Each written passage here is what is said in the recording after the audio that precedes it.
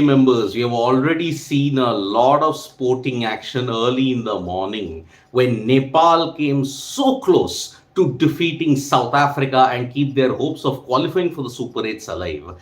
But 30 runs near of 36 balls, they suffered the most epic choke, and because of that, Nepal are out of contention for the Super 8s. And if you look at the comments that have been said, they are proud of the achievement that they managed to at least push South Africa to the limit. But unfortunately, they choked. At the most inopportune time, they choked in that match. And that is why South Africa is now D1. That is assured, that we already knew. But now it is going to be a straight shootout between Bangladesh and Nepal. Now, in the other game that happened, Uganda were dismissed for 40 and New Zealand managed to chase the total down in 5.2 overs to ensure that they have something to smile at. The wicket in Taruba, that had nothing to do with the pitch being so ultra friendly to the bowlers.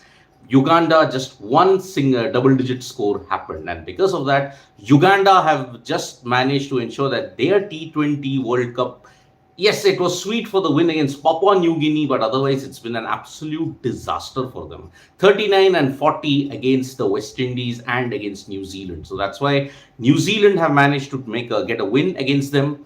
And on the other hand, you're seeing that Nepal lost by 1 run. Now, let us look at the weather situation that is there in the India versus Canada encounter in Miami today.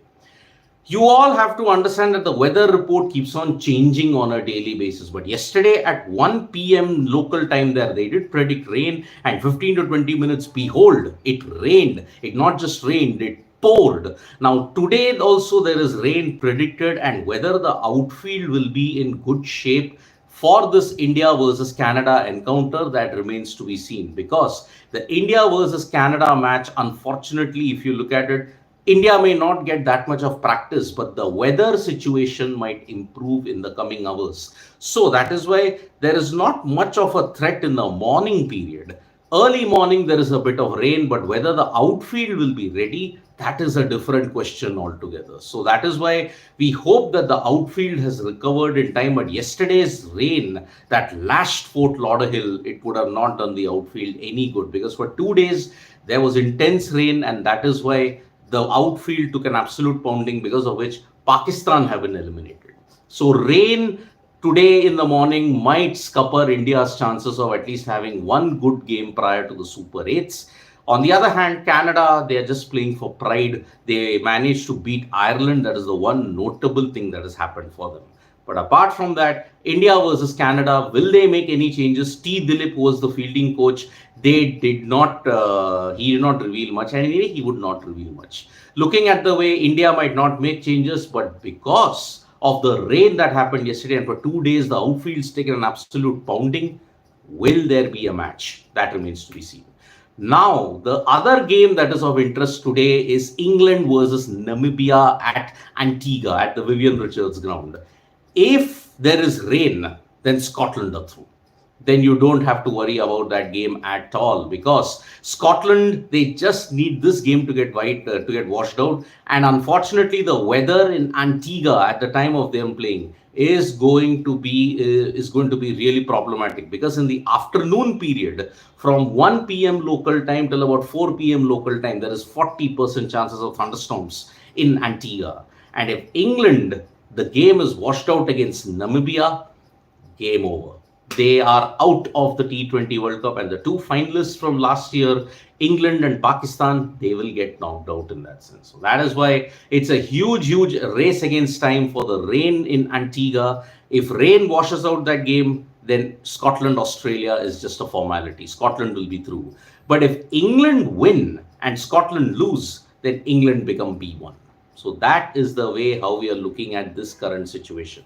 England just have to win. Scotland, if the game is gone, then they are out. Simple, because the way how they beat Oman from minus 1.8, they surged it up to 3, the net run rate. That's why England's net run rate is much above Scotland. England just have to beat Namibia. But if they lose, if the rain washes out that game, then Scotland are through. Now, the post-mortem has begun for Pakistan cricket. And Pakistan cricket, unfortunately, now they will have a lot of things to answer. Mohammad Hafiz, in particular, has lashed out at the Pakistan team saying, Kurbani ke janwar hazir ho. That one tweet has really set the ball rolling in Pakistan. I mean, the way how they performed, they have only themselves to blame for the elimination. No rain, no nothing. You can't choke in the super over versus USA. You can't choke while chasing 120. That's why deservedly they are not in the Super 8 stage. How could you not chase 120 down on a pitch which Jasprit Bumrah himself admitted that yes, it had eased off. So that is why Pakistan, they have only themselves to blame. Former players have absolutely lashed out at the side. Fans are turning against the team. It was a chaotic end to a chaotic build-up for Pakistan. I mean, just 3 months to go to the T20 World Cup, they suddenly changed the captain. Shaheen Afridi was booted out and in came Babar Azam. Now, all the team discord that was there, especially regarding Azam Khan, Azam Khan's fitness was also taken into question and they were trolled brutally. Azam Khan, in particular, the visuals that showed him, he was actually eating in a fast food joint after Pakistan's loss. But that is his personal choice at this point. And Mohammad Hafiz has stated that yes, if he can't lose weight and if his body fat just doesn't come down, he will not play cricket for Pakistan. I mean, his weight has been the subject of intense debate in Pakistan. So that is why their cricket now is in a big turmoil, and them not playing the IPL, them not featuring in many of the other prominent leagues. Pakistan cricket is in the doldrums, and now for all the army training, for all what you did in the prior to the build up to that, Mohsin Naqvi's, the PCB chairman's high speeches, all that has come to zilch because Pakistan eliminated the game on the 16th has got absolutely no value whatsoever. Kudrat Ka Nizam could have worked in 2022. Kudrat Ka Nizam would have worked in 1992. But sorry, it has not worked in 2024. And because of that, Pakistan, it's Tata, bye-bye, see you. Next edition, they may have to play the qualifiers. Let's be very honest about it. They may have to play the qualifiers because they may not finish in the right ranking. USA have already qualified. They may have to play the qualifiers at this point in time. So Pakistan in 2026, lots to worry indeed for them in the coming years. Will Babar Azam continue? Highly unlikely. Is Mohammad Rizwan your next choice? Who is going to be your next captain? That is the biggest question. Shaheen Afridi, maybe he might get a longer rope this time around considering the chaos that happened in this year. Maybe next time Pakistan will be better and ensure that they have some stability. But expecting stability from Pakistan is a huge feat in itself. Now, the Euro Football Championships began in big way in Berlin, and Germany managed to kickstart the campaign with a wonderful 5-1 win against Scotland, and they have started their campaign on the ultimate of highs. Today, there is Hungary versus Switzerland. That is one game to look forward to. So that's why the Euro Championships has begun in earnest. Germany have begun with a 5-1 win against them. Now, if you want to look at other sporting events, there is one major thing that is there. Hazelwood's Hazelwood's comment was a joke.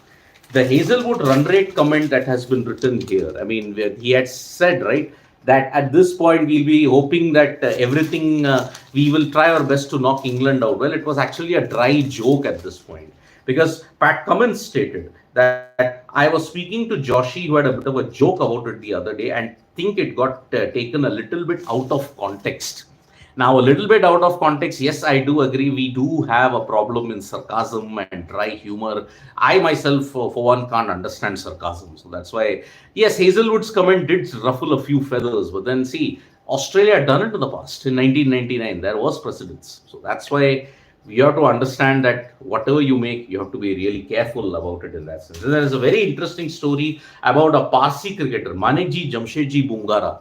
He was one of the stars for USA at this point in time during the early part of the 19th, 20th century. So that's why this is a huge feat that is going on. So here is let's take some comments. Tarun Kandelwal is not happy about what? I don't know. Arush Dhar, after the match was called off, it rained again, so outfield won't be great. Agree. England is winning and Australia is bashing Scotland. Mark my words. Yes, I think that is the straightforward message, but we don't know in this World Cup. You saw Nepal push South Africa. Who knows what the Associated Nations might do? Pakistan cricket is dead now. Rahul Basu, typical Pakistan Punjabi is a special breed on this planet. Well, yes, Kudrat ka intagam ho gaya hai. Yes, Arush, you're right. Rahul Basu saying even they may lose in qualifiers also. Could be, could be. Rizwan is the next captain for Pakistan. Yes. Vivek Shekhar Singh, Mr. Exaggerate. Well, Mr. Exaggerate is Josh Hazelwood in that sense. You're right, Vivek Shekhar Singh. Nawal Singh, would it be fair if England gets knocked out by rain? I know the weather can't be controlled. See, 2 games they got abandoned by rain, and it is unfair, but see, that's how the weather is. You can't control the weather, Nawal Singh. That is the unfortunate thing at this point in time. So, yes, England, no luck at this point in time. But then I think they can squeeze in a game, provided the rain stays away. It's only 40% chances of rain at the Vivian Richards ground in Antigua. So that's why they may have a chance. Namibia, let's see if they can put up a better fight than Oman at this point in time. So simple equation, if Namibia beat England, they are out. If the game gets washed out, they are out. Scotland, Australia then will become a mere formality. If England thrash Namibia, or if they beat them and Scotland lose to Australia, it's over. Game over for them. So that's why it is a big, big feat that is going to happen. Narush is saying 24 June is the biggest clash in this tournament. Agree, because it's India versus Australia at St. Lucia. So India's opponents are all but known except for one. D2, we'll come to know about it on the 16th. Bangladesh versus Nepal, or it is Netherlands versus Sri Lanka. If Nepal beat Bangladesh, Netherlands beat Sri Lanka, then it is going to be Netherlands depending upon the net run rate situation, or Bangladesh. So that is the current situation in the T20 World Cup. Nepal have lost by 1 run to South Africa. Uganda have been absolutely brutalized by New Zealand. Today it's India versus Canada, England versus Namibia, Australia versus Scotland. Subscribe to Sports Today for all the latest news and analysis, and tap that bell icon so you know when we go live. Bye-bye.